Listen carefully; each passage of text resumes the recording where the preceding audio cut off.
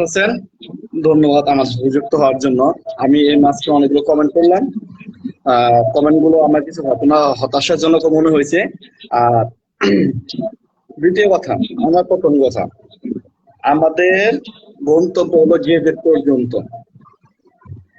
এখন পে স্কেলটা এমন একটা ইস্যু হয়ে দাঁড়াইছে, আমার মনে হয় যে অনলাইন যারা নিউজ করে তাদের রুজি রোজগারের বিষয়, যেমন এটা সকালে আমি এক নিউজ দেখি, বিকেলে এক নিউজ দেখি, এটা আসলে হতাশা। যে অডিয়েন্সে বললে হবে না, চাকরি ভাইরা বললে হবে না, মাঝে মাঝে আমি এদের দিকে হতাশ হয়ে যাই।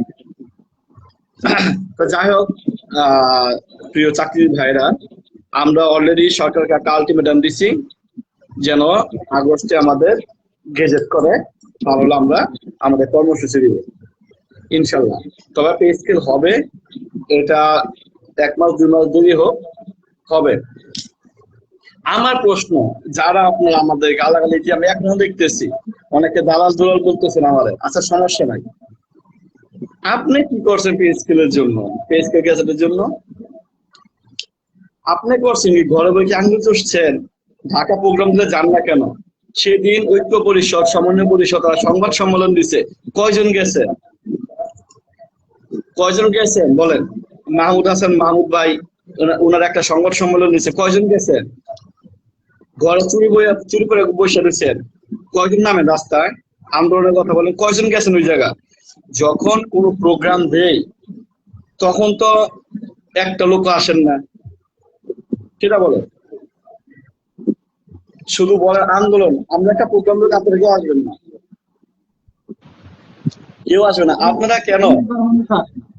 একটা মিডিয়া যদি ফেসবুকের মাধ্যমে এত গরম হতে পারে, তা আপনি কেন গরম হতে পারেন না? আপনি কি ফেসবুক নাই, আপনি গরম করেন? আপনিও গরম করেন, যেহেতু আপনার ফেসবুক আছে। তারা অনলাইন মিডিয়া যখন করতে পারে, আপনিও করেন। কয়জন আজ পর্যন্ত পে স্কেল চাই, পে স্কেল চাই একটা আলটিমেটাম দিয়ে একটা পোস্ট দিচ্ছেন? কয়জন কথা বলছেন বলেন? আপনাদের এক একজনের ফ্রেন্ড লিস্টে কমপক্ষে 500-700 লোক আছে, 5,000-7,000 লোক আছে যারা আমাদের কমেন্টস করতেছেন। আপনি কি করছেন বলেন? আপনারা কিছুই করেন না। আপনারা পারেন শুধু মানুষের ভুল ধরতে, আপনারা পারেন মানুষের দুর্বলতা খুঁজতে, একজন লোক কথা বললে তাকে থামিয়ে দিতে। আপনি কি করছেন রে ভাই? 7 তারিখে প্রোগ্রাম দিতে, আমরা এখানে পে স্কেলের বিষয়ে কথা বলবো, আসেন দেখি। আসবেন না। যারা এই প্রোগ্রাম দেয়, যে কোনো সংগঠন প্রোগ্রাম দেয়, আপনার ঘরে আঙ্গুল চষে একজনে কিন্তু আসেন না। কিন্তু সুবিধার সময় কেন পাই না, কেন দেন না, কেন? এটা কেমন হবে? যদি কোনো কিছু আপনি না করেন, আপনি জন্য কোনো প্রচার না করেন, আপনি দাবি না করেন, তাহলে আপনার স্কেল চাওয়ার কোনো অধিকার নাই। আজ পর্যন্ত কোন প্রোগ্রামে আপনি গেছেন বলেন তো? কোন প্রোগ্রাম সফল করছেন বলেন তো? আজকে ফেসবুকে কয়টা পোস্ট দিচ্ছেন বলেন? সবচেয়ে বড় কথা কি, আমাদের ফেসবুকে যারা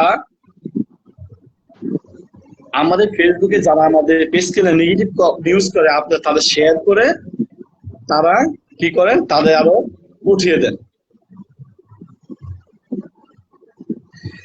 আলমগীর কবি পেজকে যতই হবে আপনার ভিউ ব্যবসা, হ্যাঁ গুড গুড, আপনার মধ্যে অকৃতজ্ঞ আছে তো। আপনি কি করছেন? পেজকে নিয়ে ঘরে ঘুরে চুরি আছে না, চুরি করে বসে থাকেন, তাহলে ঠিক হবে। কথা বুঝতে পারছেন? আমরা, আপনি বলেন যে ধর্মঘটে ডাকবেন, আজকে যদি আমরা বলি যে 1 ঘন্টা কর্মবিরতি দেন, আপনি দিবেন? দিবেন না। আপনি কি আপনার অফিসারের চামচামি করবেন? আপনার অফিসার চামচামি করবেন। আর যারা পে স্কেল নিয়ে নেগেটিভ করতে পারে, সব শালার ঘুষখোর। কথা বুঝতে পারছেন? পে স্কেল হবে ইনশাল্লাহ, আমরা আগস্টের ভিতরে গেজেট করি, এবং আমরা ইনশাল্লাহ আদায় করবো, এবং শান্তিপূর্ণভাবে আদায় করবো। আপনারা আমাদের পাশে থাকেন। কোনো প্রোগ্রাম দিলে, যে কোনো সংগঠন ঢাকায় কোনো প্রোগ্রাম দিলে, সবাই ওই জায়গায় উপস্থিত হয়ে, কথা কত বুঝছেন? আপনি ওই জায়গায় উপস্থিত থাকেন, আপনার দাবিটা ওই যে প্রেস ক্লাবের সামনে দাঁড়ায়া বললেন যে আমি আমার চাই।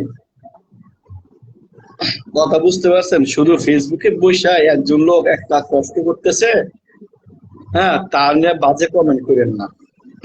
এই লোকটারও পরিশ্রম করতে হয়, সবকিছু আপনারা খাওয়াই দিবে না। কথা বুঝেন নাই? খাওয়াই দিবে না কেউ। এখন দ্বিতীয় কথায় আছি। আমি মালিক ভাই কিছু আগে কমেন্ট করছিলাম, আমাদের পে স্কেল নিয়ে সিডিপি সিডিপি সব বাংলাদেশের সব অনেক সংস্থা কথা বলছে, একমাত্র ইন্টারন্যাশনাল সংস্থা বাধা ছিল। ইন্টারন্যাশনাল কথা হয়েছে, তার মানে আমরা কত ভাগ্যবান, আমাদের পে স্কেল নিয়ে আন্তর্জাতিক ভাবে আলোচনা হইতেছে। এটা অনেক পাওয়া না? হ্যাঁ, আরে ভাই, ভারতের মতো একটা দেশে এত টাকা বেতন বাড়াইছে, তখন আইএমএফ কোনো কিছু বলে নাই, জাতিসংঘ কিছু বলে নাই, এটা বলে নাই। আমাদের উন্নয়নশীল একটা দেশ, কতটুকু দেশ, এই দেশে একটা পে স্কেল দিবে, এত বাধা, একটার পর একটা বাধা দিতেছে। আসলে বুঝি না কোনো বিষয়। আপনার ঋণ দেওয়ার কথা, আপনি ঋণ দিবেন, আপনার কি দরকার অভ্যন্তরীণ বিষয়ে কথা বলেন? আজকে বেসরকারি একটা ব্যাংকের কর্মকর্তা বেতন পায় 35 লাখ 37 লাখ টাকা, ওদের নিম্নে 20-30 হাজার 40 হাজার টাকা নিচে বেতন নাই। আমার কর্মচারী, সবচেয়ে দুঃখের বিষয় কি মালিক ভাই, আমাদের সচিবরা তাদের গাড়ি মেনটেন্যান্সের জন্য 1 মাসে 50,000 টাকা পার ভাতা, আপনি জানেন। আর আমরা 3 মাসের বেতনও 50,000 টাকা হয় না। তার মানে আমরা পরিবার নিয়ে 3 মাসে যতটুকু চলি, তারা গাড়ি পিছিয়ে 50,000 টাকা, এত টাকা ভাঙে। কত বৈষম্য শিকার আমরা। এই কথাটা আইএমএফ কখনো বলে না। বাংলাদেশে সবই চলতেছে, সব কাজ চলতেছে, এটা নিয়ে কেউ কথা বলে না। যখনই আমাদের জন্য কোনো কিছু করতে চায়, তখনই এরা আমাদের পেটে লাথি দিতে। শোনেন, যে সংস্থা বলতেছি, পেটে লাথি দিয়েন না, পেটে লাথি দিয়েন না, এর ফল ভালো হবে না। আর আপনারা যারা কমেন্ট নেগেটিভ করেন, আমরা জানি, আমরা বুঝতে পারি যে ভাই আজ থেকে অনেক বছর যাবত, অনেকদিন যাবত এই পে স্কেল নিয়ে আশা নিরাশা হইতে হইতে, সকালে এক খবর বিকেলে এক খবর, এই হইতেছে, এটা আসলে বিরক্তকর। এটা আপনারও মনোবল ভেঙে দেয়, আমাদেরও ভেঙে দেয়। কিন্তু নেগেটিভ কমেন্ট গুলো, নেগেটিভ নিউজ গুলো আপনি একটু শেয়ার দেন না, কেউ কমেন্টস করেন না। কথা বুঝতে পারছেন? কেউ যদি কাজ করে তাকে সহযোগিতা করেন। যে কোনো সংগঠন যদি কোনো, আমি বারবার বলি, যে কোনো সংগঠন XYZ যারাই দেয়, আপনারা সেখানে উপস্থিত হন, আপনার দাবি আপনি আদায় করেন। আপনি ঘরে বসে মজা খাবেন আর মালেকে চিল্লাবে, মাহমুদ হাসান চিল্লাবে, আর আপনার তাদের পোস্টিকা খারাপ কমেন্ট করবেন, এই অধিকার তো আপনাকে কেউ দেয় নাই। আমরা কি আপনার চাকরি নিচ্ছি যে আমরা আপনার চাকরি করি? বলেন, পে স্কেল না হলে আপনার যে করতে, আমরা কি করছি?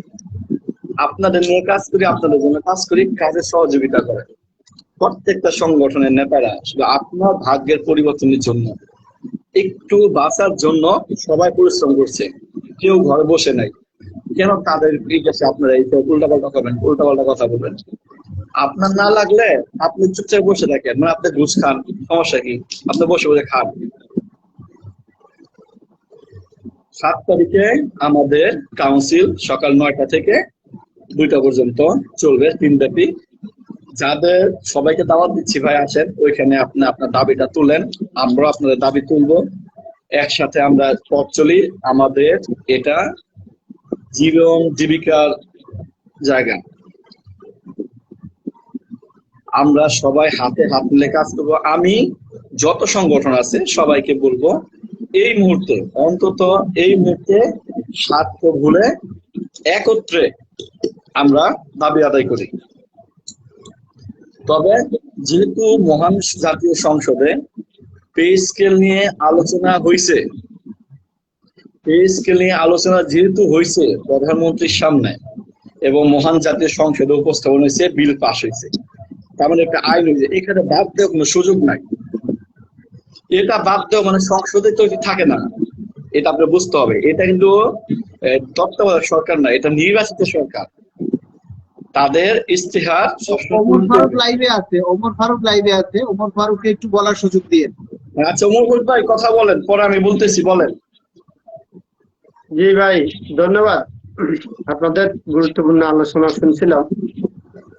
এর কিছু ধারাবাহিকতায় বলতে চাই যে আমি আপনাদের এই আলোচনা শুনছি, একই সাথে আমার সম্মানিত সহকর্মী বিন্দুদের কিছু কমেন্টস করতেছি।